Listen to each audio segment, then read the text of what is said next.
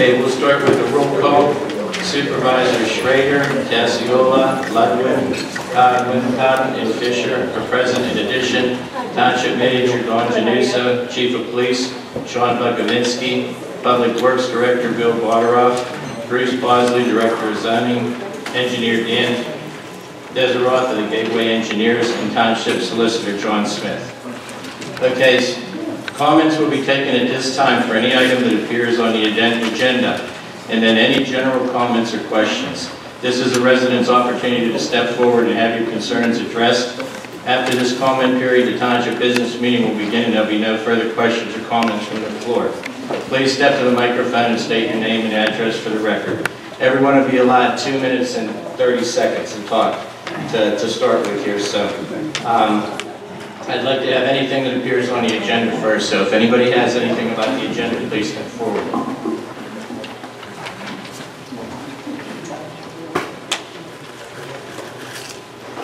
Bruce, is the microphone on there? Okay.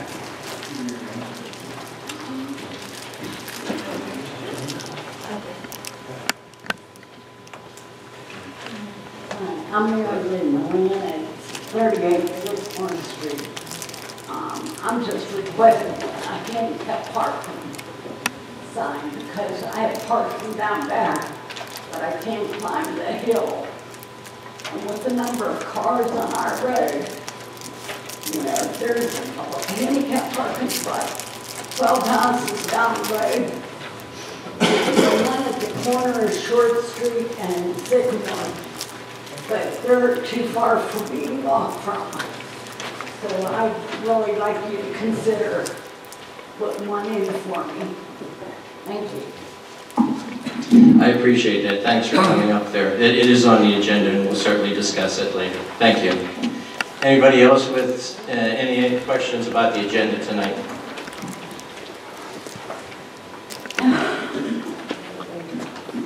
Yeah, my name is Bob Bedner. I live on 315 Coleman Road, and I'd really like an explanation of why the people live on Coleman Road and the students, school students, why they have to travel on such a terrible, unsafe road. We have at least 4 or 5 places on that road where it's slipping over the hill. 3 days ago, we had a portion of the road go into the creek in front of Mrs. Clapton's house. The township come up and put probably 3 big barrels and 4 cones. That's not a safe way to fix the road by putting some cones up. I understand that. I was out there today too, and I had gone by on Saturday, and I hadn't seen this slippage on Saturday when I went down and reviewed it. But I did go out and see it today, and that's going to be addressed tonight. We do have to talk about that. Another thing, the only major repairs that I've ever seen on that road since I've lived there, moved there in 1985, was they put a drainage pipe under the road. Other than that, there's just been a patchwork done, asphalt patchwork, which if you drive up the road, you'll see red dog appearing where the potholes are. I think the people on Coleman Road deserve a little bit better road, and I'm sure my customers would appreciate it too. Okay, thank you. We are going to talk about that tonight. Thank you. Thank you. Can you stay until it comes up to the meeting? Yes, ma'am. Okay, are there other people here from Coleman Road? Okay, I would welcome you all to stay and listen to the discussion and participate in it at that time if you choose to. Shall we get up and speak as well? Well, we do have it on the agenda tonight. I mean, we're going to talk about it. They just want to be sure that they have an opportunity to speak. Go ahead and speak if you want to say something about it now. Go ahead. Russ Bedner, 133 Coleman Road.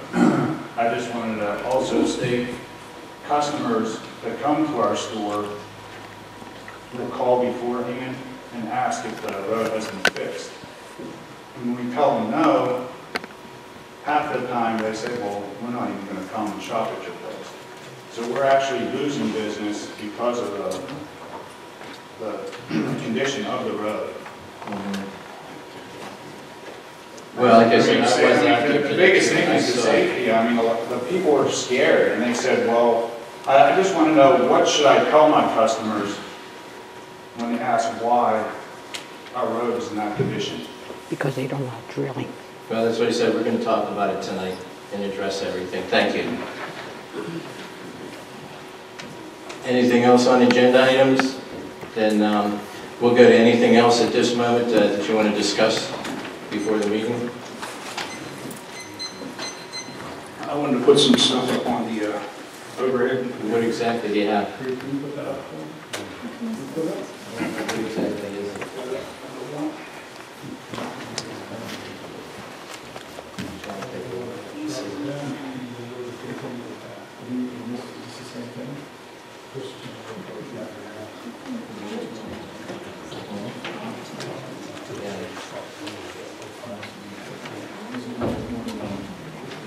Can we look at that before we put it on? Not real. This is freedom of speech and public knowledge. We don't need to do okay. No, as long as we're not involved with it. I'm not sure that's not.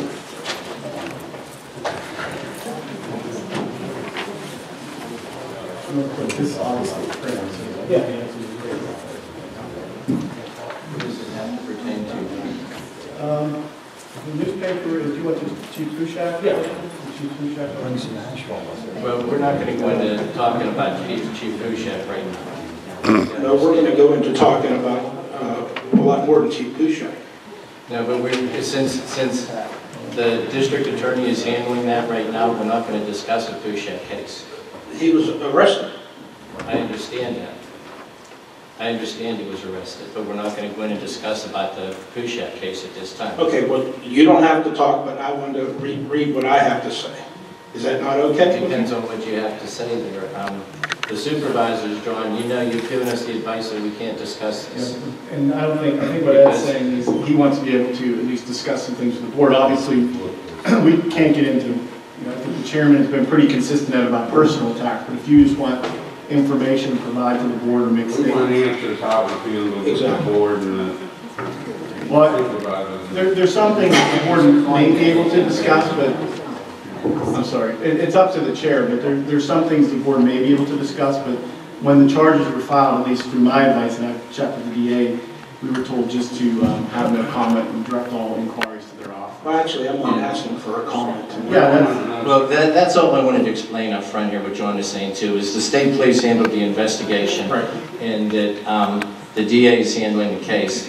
And until the case is actually decided in the courts or whatever with the DA or whatever, we can't make any comments on it. That's fine. That's what I wanted to make sure. but that's fine. If they want to make some statements, so long as that it doesn't go into a more personal attack or personnel issues, I don't think we have any ability to. I mean, everything we're stating here tonight was in the Observer Reporter and is fact.